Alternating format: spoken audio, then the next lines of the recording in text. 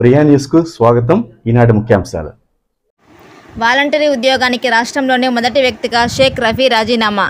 చిత్తూరు జిల్లా గంగాధర నెల్లూరు నియోజకవర్గం కార్వేటి నగరం మండలం వాలంటరీ షేక్ రఫీ వాలంటరీగా ఆంధ్రప్రదేశ్లోనే తృణప్రాయంగా మొదటి వాలంటరీ ఉద్యోగానికి రాజీనామా ఎందుకు రాజీనామా చేయాల్సి వచ్చింది?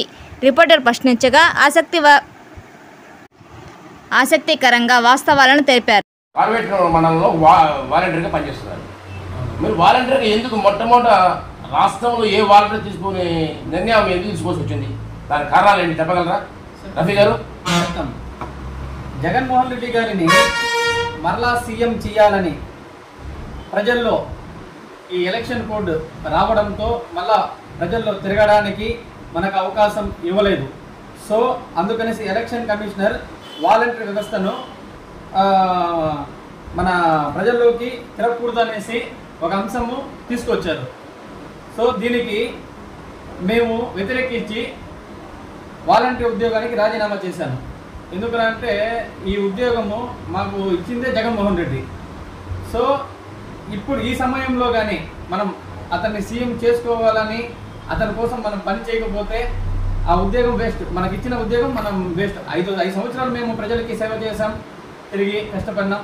ఇప్పుడు ఉండే ఈ 2 monthsలో మేము మనకిచ్చే 50 houses 100 houses తిరిగి కష్టపడి మనము మంచి మెజారిటీతో గెలిపించాలనేసి ఒక భావంతో మనం ఎవరికి ఇబ్బందికరం లేకుండా తిరిగి మంచి మెజారిటీ తీసుకురావాలనేసి ఒక ఉద్దేశంతో రాజీనామా చేశాను.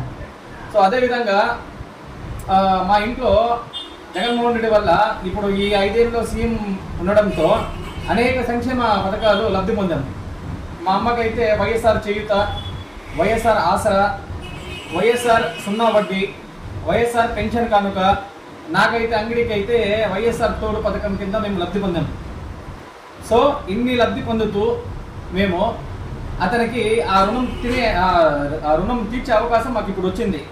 సో అందుకనేసి ఈ ఎలక్షన్ కమిషనర్ ఇచ్చిన కోడ్ని మేము చట్టాన్ని అతిక్రమించకూడదనేసి ఉద్దేశంతో నా వాలంటీర్ ఉద్యోగాన్ని నేను రాజీనామా చేశాను. సో ఇప్పుడు 2024 ఎలక్షన్లో గంగాధర నెల్లూరు వైసీపీ ఎమ్మెల్యే అభ్యర్థిగా మా అక్క అయిన కుప్పలక్ష్మి గారిని అఖండ మెజారిటీతో గెలిపించాలని, వైసీపీ పార్టీకి కష్టపడి పని చేయాలని, సో ఆ ఉద్దేశంతో నేను వాలంటరీ ఈ ఉద్యోగానికి రాజీనామా చేశాను నేను.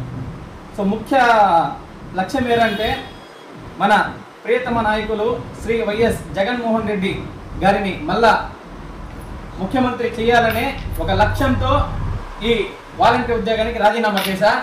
సో రాష్ట్రం మొత్తం రానున్న రోజుల్లో అనేక వాలంటీర్లు రాజీనామా చేసి జగనన్నకి సైనికులుగా నిలుస్తారనేసి ఈ మీడియా ముఖంగా తెలియజేస్తున్నాను.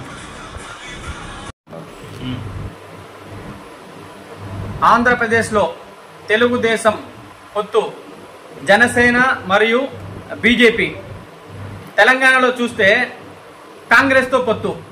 ఇతను చూస్తూ ఉంటే ఊసరవల్లిలా మారుతూ ఉంటాడు. ఏ రాష్ట్రానికి పోతే వాళ్ళతో పొత్తు. ఈయన పదవి కాంక్షతో ఎన్నైనా ఆడుతూ ఉంటాడు.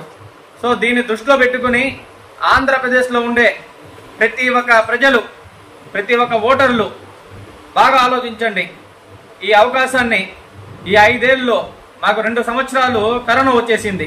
ఈ 2 సంవత్సరాల కరోనాలో కానీ ఏ ముఖ్యమంత్రి చేయని విధంగా జగన్మోహన్ రెడ్డి గారు చేశారు. ఏ పథకాలైనా ఆగాయా? ఆగలేదు. కానీ మనకు ఉండేది రిమైనింగ్ 3 సంవత్సరాలు మాత్రమే. 3 సంవత్సరాల్లో అనేక సంక్షేమ పథకాలు ఇచ్చిన మేనిఫెస్టోలో 99.9% నిలబెట్టిన ఏకైక మగవాడు జగన్మోహన్ రెడ్డి మాత్రమే. కాబట్టి మనకు ఈ సంక్షేమ పథకాలు అలాగే కొనసాగాలి అనుకుంటే మనం మళ్ళా జగన్మోహన్ రెడ్డి ఫ్యాన్ గుర్తుకి ఓటేసి అఖండ మెజార్టీతో గెలిపిస్తే మళ్ళా ఈ పథకాలు కొనసాగుతాయి.